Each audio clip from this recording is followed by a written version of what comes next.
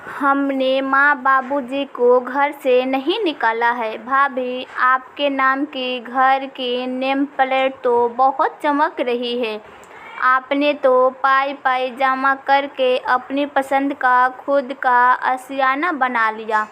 परंतु मुझे ये बात समझ में नहीं आई कि जब मम्मी पापा के चले जाने के बाद वो पुराना घर भी तो आपका ही है, फिर ये नया बनवाने की क्या ज़रूरत थी?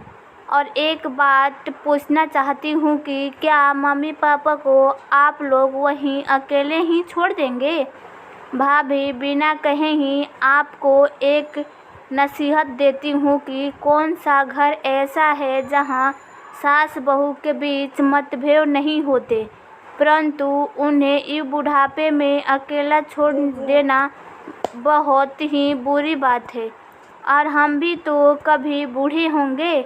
रत्ना ने अपनी भाभी शालिनी से कहा, जो शालिनी के यहाँ गृह प्रवेश में आई हुई है।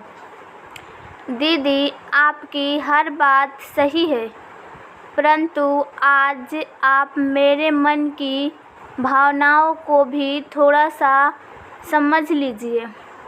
जब भी घर में कुछ नया बनवाने या लाने की बात होती है तो माँ और बाबूजी दोनों मना कर देते हैं और कहते हैं कि हमारे घर में ऐसा कुछ भी नहीं होगा। जब वो घर की 1 इंच ज़मीन पर भी मेरा हक नहीं है तो फिर आप ही बताइए कि वो घर को मैं अपना कैसे मानूं? आपको भी पता है कि वो 2 बेडरूम किचन हॉल में हम सब इकट्ठे होते हैं तो बैठने सोने की दिक्कत होती है। किसी को भी थोड़ी देर के लिए भी प्राइवेसी नहीं मिलती कि कुछ सलाह मशवरा करना है तो कर सकें। मेरे दोनों बच्चों बड़े हो रहे हैं, उन्हें पढ़ाई लिखाई करने बैठने भी तकलीफ़ होती है। आप दोनों दीदियों का सामान भी इधर उधर रखना पड़ता है, तो मैंने और तुम्हारे भैया ने कहा कि हम और 2 कमरे बनवा लेते हैं इसी पैसे से, तो किसी को आने जाने पर भी हमें परेशानी नहीं होगी।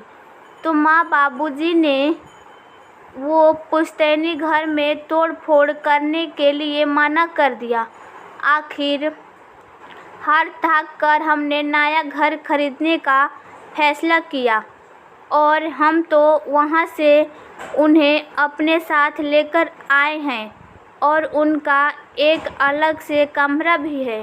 वो हमारे साथ ही रहेंगे। दीदी, कभी कभी खुद के लिए बारे में इतना सोचने की बजाय दूसरे के बारे में भी सोचना चाहिए। और रही एक बात, हमने माँ बाबूजी को घर से नहीं निकाला है, उन्होंने हमें निकाला है।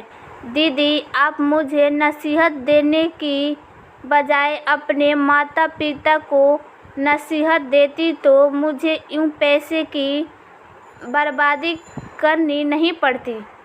आँखों में आंसू लिए शालिनी ने कहा, और साथ ही दोनों बहनों की विदाई भी उन्हें दे दी। रत्ना और उसकी बहन ने चुपचाप अपनी विदाई को लेकर शालिनी पर आशीर्वाद बरसाकर निकलने में अपनी भलाई समझी।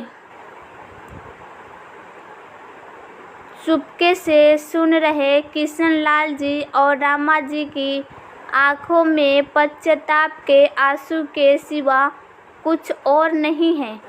दोस्तों, कई बार बुजुर्ग माता पिता अपनी जिद को छोड़ते नहीं हैं और उसके कारण उन्हें अकेलापन का शिकार होना पड़ता है।